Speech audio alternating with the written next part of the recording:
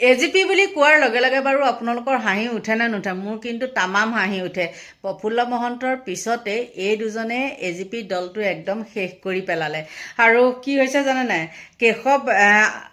কেশৱ মহন্ত আৰু এফালে খাপলাংকাই দুইজনেই বোলে অগপৰ বিধায়িনী দলৰ কি হয় দলপতি আৰু এজন হয় উপদলপতি। আকৌ এই দুজনে কি হয় মন্ত্ৰিত্ব পদ লয়। আৰু গম পায়ে আৰু কি মন্ত্ৰিত্ব পদ লয় ইতিমধ্যে আপোনালোকে গমেই পাই আহিছে আগৰ পৰাই। আৰু এই দুজনেই মানে কি কৰি আছে এতিয়া এজিপিত আছে বুলি মানে ওলাই আছে মানে দেখিয়ে থাকে আৰু মানে কাম নাইকিয়া এনেই ওলাই থাকে। মুঠতে তেওঁলোকক কিবা এটা বাপ কিন্তু হিমন্ত বিশ্ব শৰ্মাই দি থোৱাৰ পিছত তেওঁলোকৰ এনেই বোলে নামত আছনে আছোঁ মানে ভেটাৰ গোজ বুলি কয় যে ভেটাৰ গোজ। আৰু এইকেইজনে কি কৰিলে মানে বিলোচনা কৰি পেলাই নতুন যিসকল জিকিছে এজিপিত তেওঁলোকক লৈ পেলাই তেওঁলোকে হেৰি কৰিলে আৰু এখন মিটিং পাতি পেলাই মানে কি কৰিছে হিমন্ত বিশ্ব শৰ্মাকে তেওঁলোকে মানে মুখ্যমন্ত্ৰী পদটো দিবৰ কাৰণে মানে দাবী জনাইছে। আৰু তেওঁলোকে দাবী জনালেও নজনালেও হিমন্ত বিশ্ব শৰ্মাই মুখ্যমন্ত্ৰী হ'ব সেইটো সকলোৱে গম পায়। কিন্তু তেওঁলোক দুজনেহে এজিপি নেকি বাৰু? সেইটোৱে হাঁহি উঠে। তেওঁলোকে নিজৰ অফিচটোকে ঠিক কৰিব নোৱাৰিলে। সেই অফিচটো যাওঁ এইবাৰ হয়তো যদি ব্ৰিজখনৰ কাম মই এইকেইদিনত কিন্তু যোৱা নাই, ব্ৰিজখনৰ কাম যদি হৈ যায় অফিচ ছেটআপ হৈ যাব। আৰু মুখ্যমন্ত্ৰীয়েতো সেইটোৱে কৰিব নহয় জানো? এজিপি দলটো নাইকিয়াই হ'ল। এই দুজনক লৈ পেলাই মুখ্যমন্ত্ৰীও মানে এজিপি দলটোক আৰু কৰি থৈছে তেওঁলোকৰ নিৰ্দেশ মতে। গতিকে এইখিনিয়ে মোক খুব হাঁহি উঠিছে মানে আজি যেতিয়া তেওঁলোকে কথা কৈ আছে। আৰু দুটামান কমেণ্ট কৰিছে যে এজনে কৈছে দেই আপুনি আৰু কেশৱে বোলে অগপৰ বিধায়িনী দলৰ দলপতি আৰু উপদলপতি, আকৌ দুইজনে মন্ত্ৰিত্বও ল'ব, দুইজনে আকৌ দলৰ সভাপতি কাৰ্যকৰী সভাপতি, মুঠতে কি যিমান পদবী ক্ষমতা আছে চব অতুল আৰু কেশৱ, দৰিয়া আৰু খাপলাং।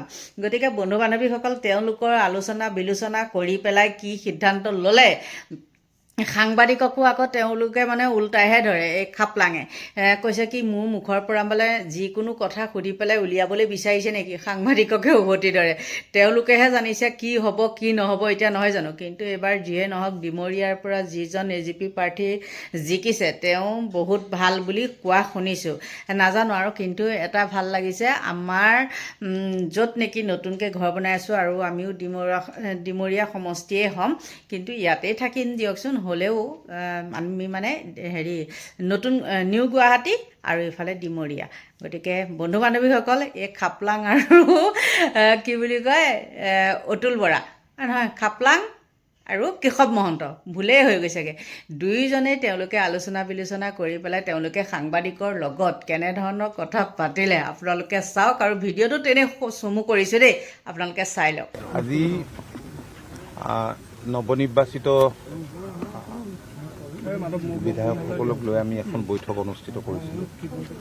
অগপ বিধায়িনী দলৰ এখন প্ৰথম বৈঠক। আৰু বৈঠকত আমি কেইটামান সিদ্ধান্তও গ্ৰহণ কৰিছিলোঁ, যিখিনি কথা পোৱাৰ ভাগত সংবাদ মাধ্যমৰ আগত আমি প্ৰকাশ কৰিছোঁ। এতিয়া আমাৰ 10জন বিধায়কে মুখ্যমন্ত্ৰী ডাঙৰীয়াক সৌজন্যমূলক সাক্ষাৎ কৰে।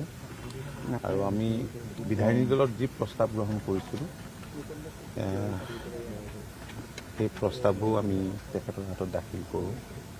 আমি বিচাৰিছোঁ যে ডক্টৰ হিমন্ত বিশ্ব শৰ্মা ডাঙৰীয়া ৰাজ্যখনৰ আকৌ মুখ্যমন্ত্ৰী হওক। যোৱা 5টা বছৰত ৰাজ্যখনৰ যি দ্ৰুত বিকাশ উন্নয়ন হ'ল আৰু সেইবাবেই অসমৰ জনসাধাৰণে এইবাৰ NDAৰ সপক্ষে ঐতিহাসিক ৰায়দান কৰিছে, জনাদেশ দিছে। আমি যিটো প্ৰস্তাৱ গ্ৰহণ কৰিছিলোঁ সেই প্ৰস্তাৱৰ প্ৰতিলিপিও তেখেতৰ হাতত দিলোঁ। ভাল লাগিলে। তেখেতেও যোৱা ইলেকশ্যনত আমাৰ